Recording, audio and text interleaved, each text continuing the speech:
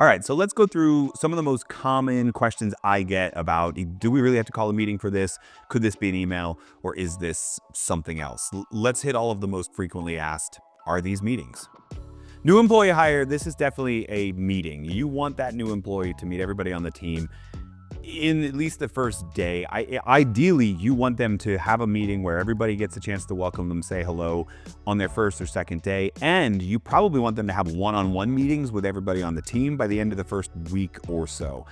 This can't be an email. You might send an email follow-up announcement, but you don't want to flood someone's email inbox that they're not even checking yet because they're brand new with welcome messages. You want to do that in person, and you want to get a real connection made between everybody on the team. This is a meeting. Employee retiring, that's probably a meeting. We're done, we're leaving on good terms. Maybe leaving for another job is good terms too. And that's where you might want a celebration, right? And you want this for two different reasons. Number one, it's the right thing to do. But number two, everybody's gonna leave one day. And so how you treat the person they can watch you leave is how they visualize how it's gonna run when you leave. Now, if they're not leaving on good terms, if you invited them to be successful in some other job, that can be an email, and depending on your HR policies, that's probably a pretty brief and vague email. So assuming the entire company is calling people back to the office and laying out what the new plan is, this is probably going to be an email first, coming from somebody above you, or maybe coming from you. But when you have your specific team together on that next synchronous meeting, whether it's Zoom or in person, this is where you're going to want to talk about it again. Why? Because you want to hear them. You want to know what their apprehensions are, what their challenges are, what their struggles are, and how you're going to kind of flex this policy to work best with your team. And that part has to happen as a meeting. But the initial announcement, that's probably going out as an email.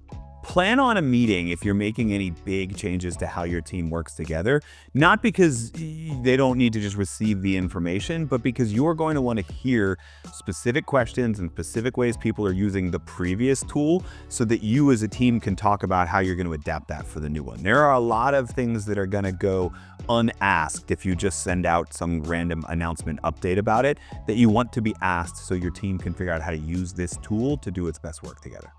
There's really no point having a meeting to announce that you're going to have a future meeting. So the first word on this is an email. Remember, an office party, it's still a meeting. Now, what you may have to do is circle into people one-on-one if you think maybe they're on the fence about going to the party, or if there's certain tasks or roles you need people to play and you need to get that roster filled. But you don't have to bring everybody together at the same time to call for volunteers on who's bringing what.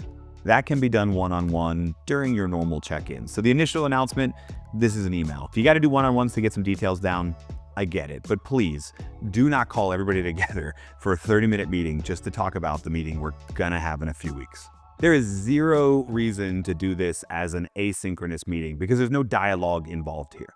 Now, if you want to do that as part of a larger town hall, totally cool. I'm a big fan of especially getting senior leaders together with the whole company or as many people as they can every quarter or every 6 months to answer questions and have a dialogue. But if you're just giving a state of the company report, okay, I get it. You might be married to your PowerPoint deck. That's fine. Do your slides, screen record yourself talking over them, and send that out to people. No reason to force them to come sit in front of you just for you to read them financials.